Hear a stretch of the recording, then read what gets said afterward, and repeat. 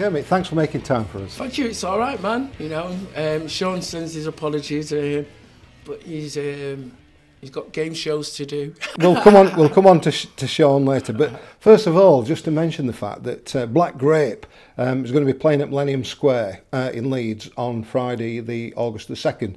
But there's a stunning cast. Just tell me about it. Tell me what you're going to be doing. Yeah.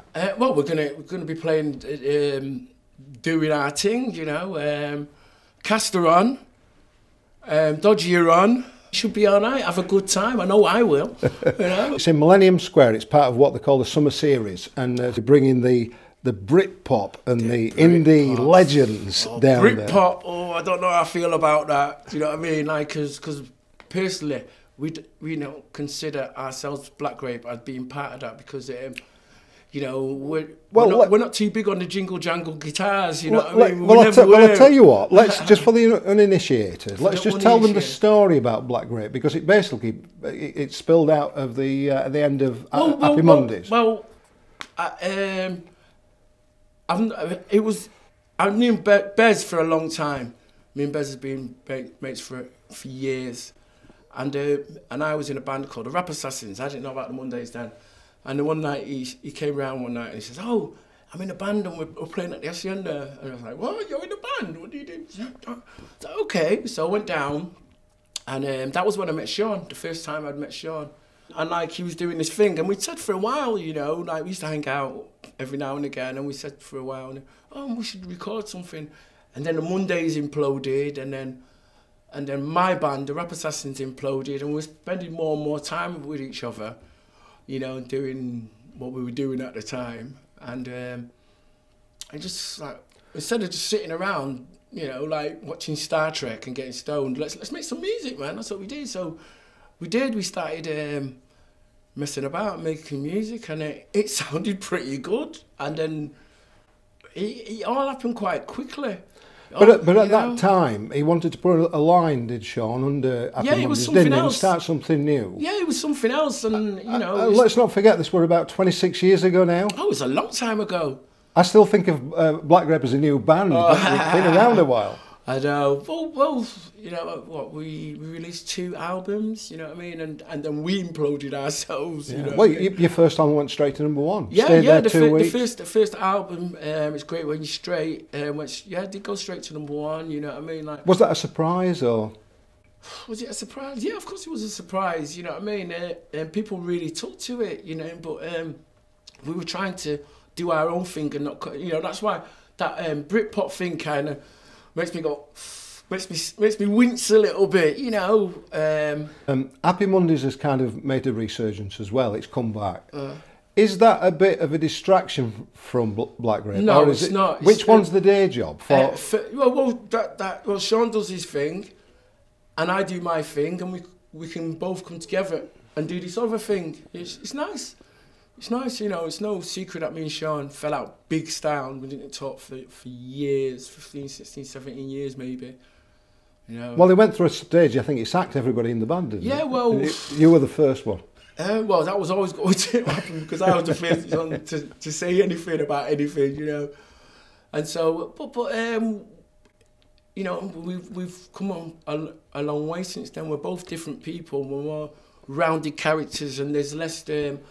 how can I put it? There's less effervescence around nowadays, you know what I mean? And what does Black Grape bring to the party that, say, Happy Mondays or your former band didn't do?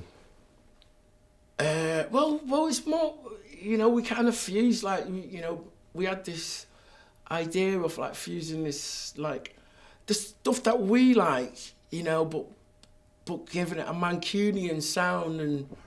You know, it's hard to explain. It's just a fusion of different things that we dig ourselves. But I would say things like the Arctic Monkeys, for instance, and then you know, where we've seen the split away with Miles Kane and they're doing things like Last Shadow Puppets. Still got a sense of Arctic Monkeys sound. I guess wherever you've come from, you've still got a sense of it, haven't you? You know, I mean, some people thought that first album by Black Grape was almost what Happy Mondays would have put out if it hadn't have been... Oh, no.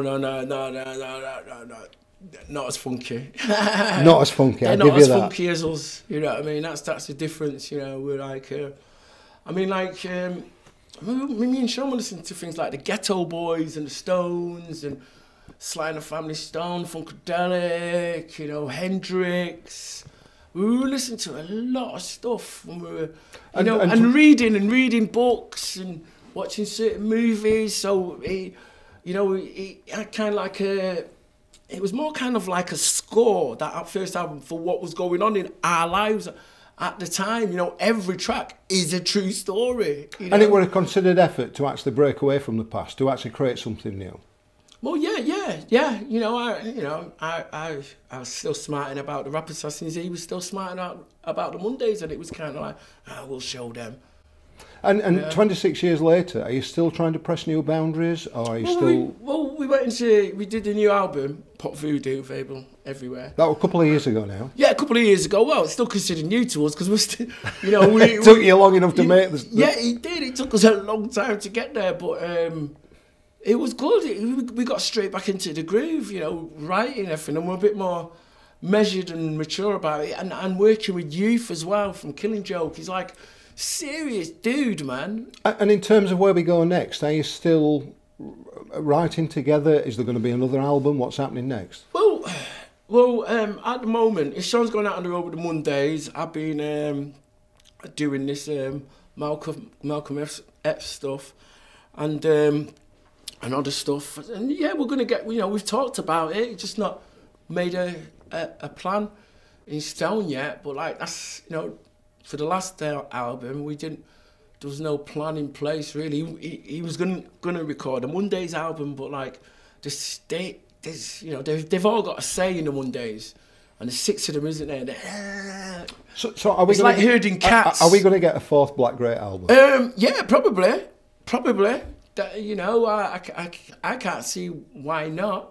Have you already been writing anything? Is there anything there, or would it be a start from scratch? It's okay. You turn up with ideas, but then you sort of leave them in your room at the studio and think, okay, I like where this is going, and you think, I'm not going to take this with anything from an outside source. It's going to be all done here, you know, the moment, because that's all we've got is the moment. But if you were going to give me an exclusive here, exclusive, right, how long before the next album? I couldn't tell you. Really? I couldn't tell you. Maybe a year. Really? Maybe a year. So how much time when you're not on the road do you still spend with Shaun? I see him intermittently. He lives in Manchester, you know, the edge of Manchester, and I live in Chester. You know, we see each other intermittently. He's always doing stuff. I'm always trying to get my head in stuff. He's got kids. I've got a little one as well. Life's changed a lot in 26 years. Yeah, exactly. That's why we can come back together and do this. And is Black Grape now a duo, or do you have session musicians? Or it's always been me and Shaun from day one. Black Grape was me and Shaun. You know, we had certain musicians in there, like Jed. But you had like Bez in there as well, didn't you? Yeah, well, Bez was around at the first, you know, hanging out, you know, but as things went on, you know, he's like...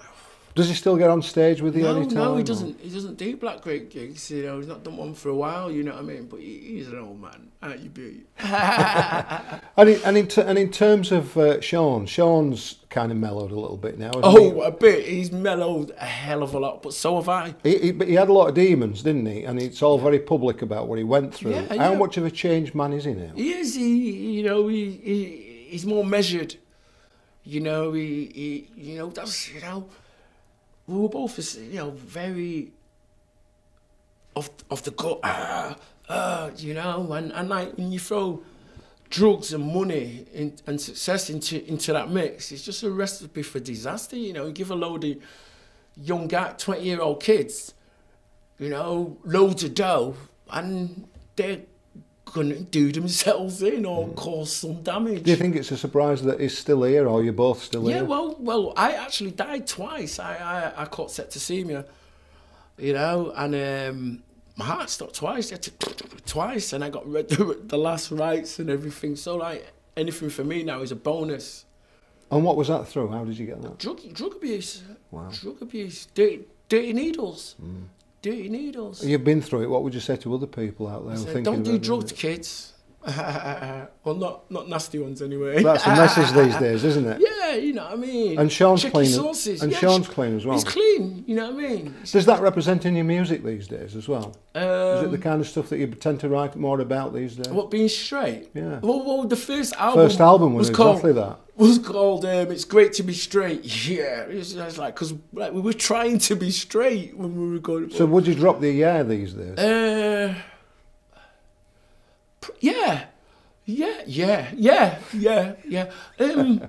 know, I don't walk around in a stupor nowadays. I own my space now. So how do you get a buzz these days? How do I get a buzz? What gives you a buzz in life these days? Yeah, learning stuff. You know, like I was saying to you before, I'm a big one for this whole counterculture thing, and I read Chaos Magic Robert, Anton Wilson, and things like that,